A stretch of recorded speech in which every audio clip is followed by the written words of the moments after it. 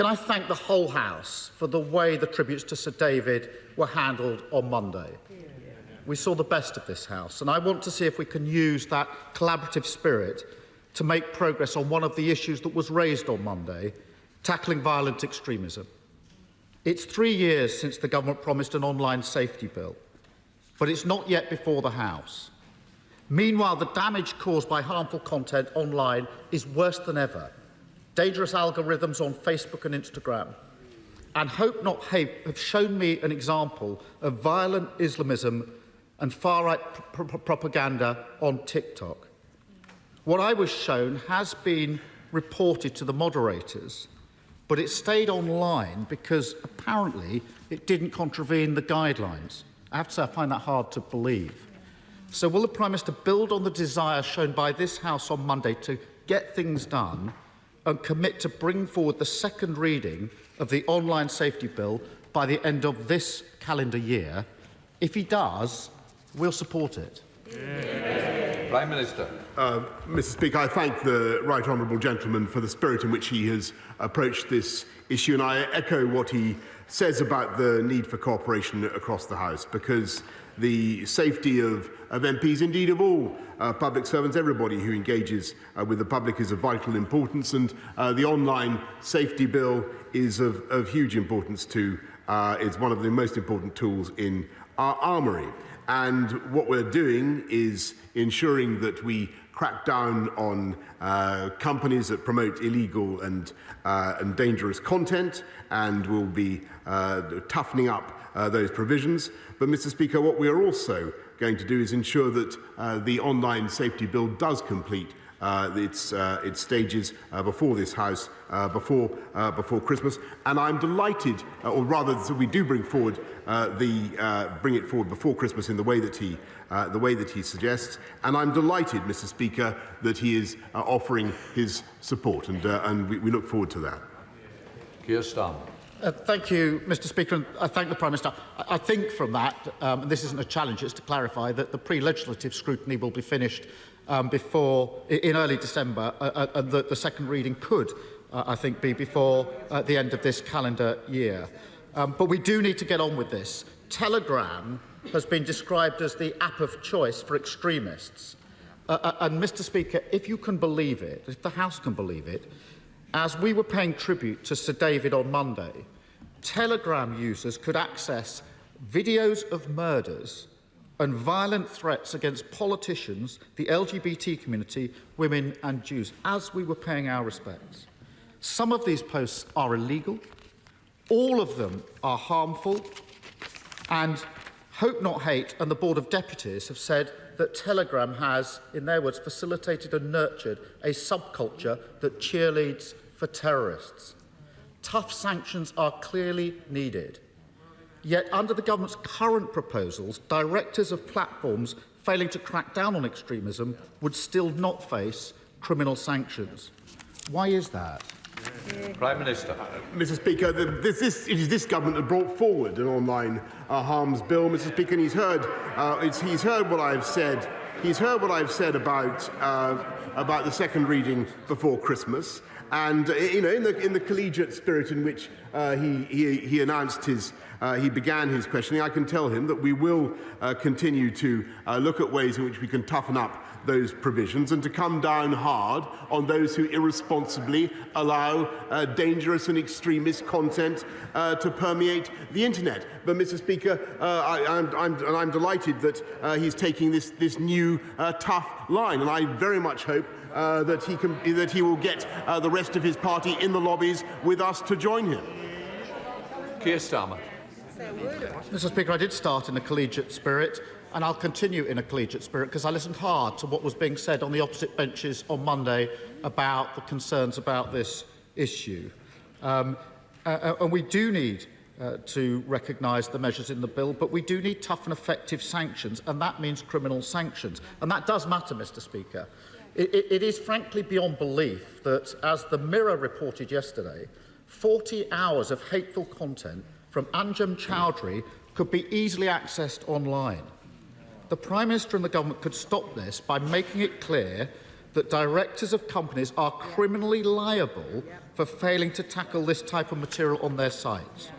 We don't need to delay, so in the collaborative spirit we saw in this House on Monday, will the Prime Minister commit to taking this away, looking at it again, and working with all of us to strengthen his proposed legislation?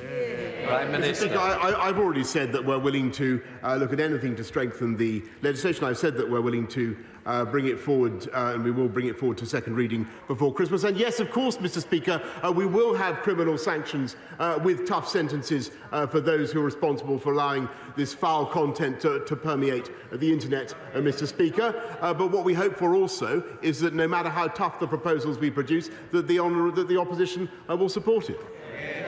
Keir Starmer. Mr. Speaker, we're making progress. We've got the second reading committed to before Christmas. That is a good thing. And I think the Prime Minister is now committed to criminal sanctions. At the moment, they're a fallback position at the discretion of the Minister. They should be, in my view, on the face of the bill as the automatic default for the failure to act. Now, if we're making progress on that, then we're beginning to address some of the issues that were identified across the House on Monday. Can I turn to the report, the Commission for Counter-extremism, which was set up in the wake of the horrific Manchester bombings? 8 months ago, that Commission made recommendations to plug gaps in existing legislation and strategy, gaps that extremists have been able to exploit and are continuing to exploit. Yet Sir Mark Rowley, formerly head of our counter-terrorism policing, who led on those recommendations, said just this week, "I've had no feedback from the Home Office on their plans in relation to our report on the absence of a coherent legal framework to tackle hateful extremism." Given the seriousness of the matter and the clear need for action, why has the government not responded to this important work? And will the Prime Minister now commit to act swiftly on the Commission's recommendations? Prime Minister. Mr. Speaker, the government and my right honourable friend, the Home Secretary, works with all parties to tackle violent extremism, and the UK has one of the strongest counter-terrorism and counter-extremism systems in the world, as a consequence of which we have foiled 31 terrorist plots since 2017. And I pay tribute to the work of Sir Mark Rowley, with whom I worked extremely closely while I was in London, and all those who are involved in foiling those terrorist plots. And I can tell you, Mr. Speaker, that they will receive the complete support of this House and of this government, nor will we allow them to be released, or those who are convicted, to be released early from prison, Mr. Speaker, because that was one of the most important things this government passed and which that party opposed. Keir Starmer. Really? After the week we've just had, I really don't want to descend to that kind of knockabout. Mr. Speaker, either we take this seriously, and I'm taking my lead from those on the opposite benches on Monday and what they were saying about the need to tackle this. Either we take it seriously and go forward together, or we do a disservice to those that we pay tributes to. There are clearly problems with the government's counter-extremism strategy. Internet users are increasingly likely to come across extremist content online. The government's own independent reviewer has said that there is no evidence that the government's key de-radicalisation programme is effective. That's the government's independent reviewer saying that. And we've seen a spate of lone attack killings with the perpetrator invariably radicalised online. We all want to stop this across this House, but at the moment things are getting worse, not better. So what urgent plans does the Prime Minister have to fix these glaring problems? Prime Minister. Well, Mr. Speaker, I'm all in favour of a collegiate and cooperative approach, and then in which case I think it would be a fine thing if the opposition would withdraw their opposition to our measures to stop the early release of serious extremist and violent offenders. That's all I'm trying to say.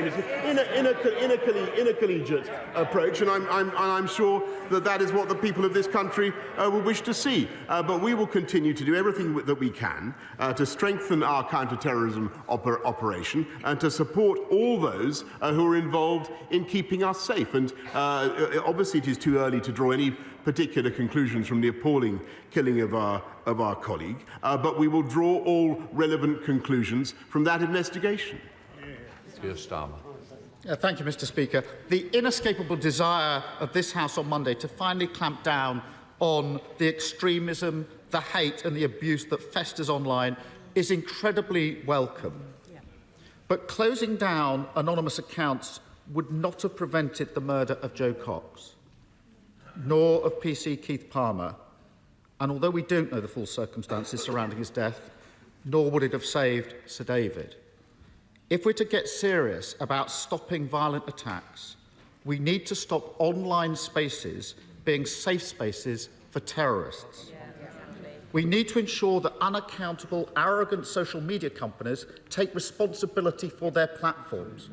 We need to end the delays, get on with the legislation and clean out the cesspit once and for all. Mr. Speaker, I've prosecuted terrorists and I've prosecuted extremists. I've worked with Sir Mark and others. Dozens of Labour MPs have worked hard on tackling social media companies on these issues. I started collegiately and I'll continue collegiately. We know what it takes. We can help. So will the Prime Minister now capture the spirit that we've seen this week and agree to work with us on a cross-party basis so that we can tackle violent extremism and its enablers together? Prime Minister. Mr. Speaker, I'm delighted to join the right honourable gentleman in committing to tackling online harms together, to tackling violent extremism together, and that is what the government is doing, and that's why we brought forward the online harms bill. That's why we're investing record sums in tackling counter-terrorism. But, Mr. Speaker, I must say that what I think the whole country and the whole House would certainly want to see, in addition, if I can say this to the right honourable gentleman in a collegiate spirit, in addition, is a commitment by the Labour Party in future to support measures and not to allow the early release of those terrorists and those who are convicted of those offences from prison. And if we could hear that from the Labour Party, I think it would be a fine thing.